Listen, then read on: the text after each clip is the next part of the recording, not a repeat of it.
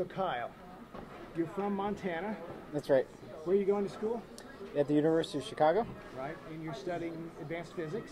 Yeah, working on a PhD in physics there. And what brings you all the way to Antarctica? Well, the project that I'm working is called the South Pole Telescope. And so it's obviously at the South Pole. It's a telescope that is looking at the sky, and it's actually different from a usual telescope because it's not looking at stars per se. Instead, we're focusing on areas of the sky that have as few stars as possible, and we're trying to look at background radiation, what's called the cosmic microwave background, or CMB for short. And the reason for looking at this is that it's radiation left over from the Big Bang. Why not do that from a telescope in Indiana or Colorado? Because I can't see it from there. So the thing that's particularly special about Antarctica in terms of what we're looking for is that the conditions for observing are extremely clean. What I mean by that is the main contamination in our telescope is water in the atmosphere. And so you don't want water. We don't want water, that's right. And there are several things in Antarctica that do a good job of removing that water. First, it's so incredibly cold that the water all freezes out of the atmosphere. And second, it's a desert actually at the South Pole, so it hardly precipitates at all. And then thirdly, we observe during the winter season in Antarctica, and because it's at the southern tip of the globe, the sun doesn't rise for 6 months.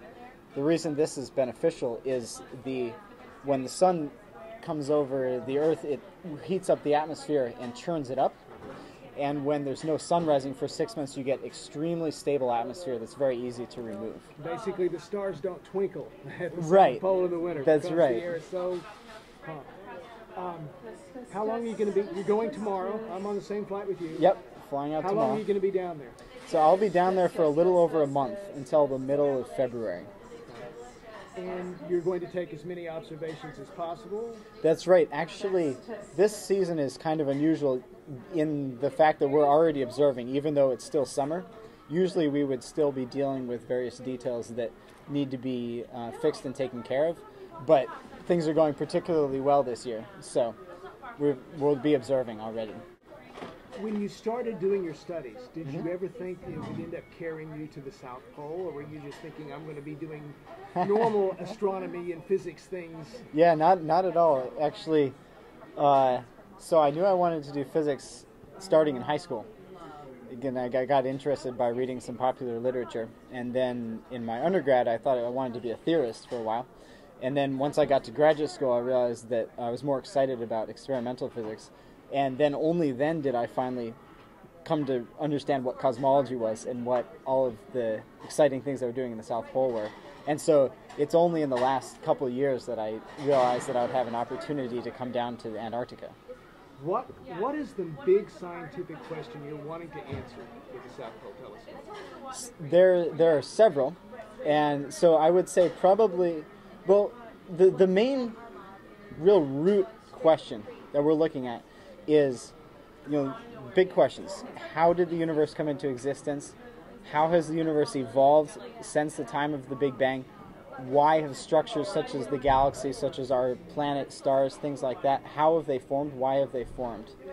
And we're doing those things with the South Pole Telescope because the radiation, this background radiation that we're looking at, has been coming through the universe since the Big Bang, essentially. And so it is moving through all of the galaxies and all of these clusters and stars and intra-cluster dust and things like that. And so it provides an extremely good probe of that material in the intermeeting distance. So basically. It's basically CSI South Pole, isn't it? I mean, More or less. you're doing detective work on what that light has gone through. Exactly. By looking at how the light has changed, we can understand how these structures have formed. One last question. A high school kid watching you right now, sitting in a classroom thinking, I might want to do something like this. What kind of subject should they be studying? Well, the best way to get into this is to study physics, because what we do as astronomers is literally physics in space. And so as an undergrad, I studied physics and math. Now I'm doing astronomy. And so the best way to get into it is to do a lot of physics and math.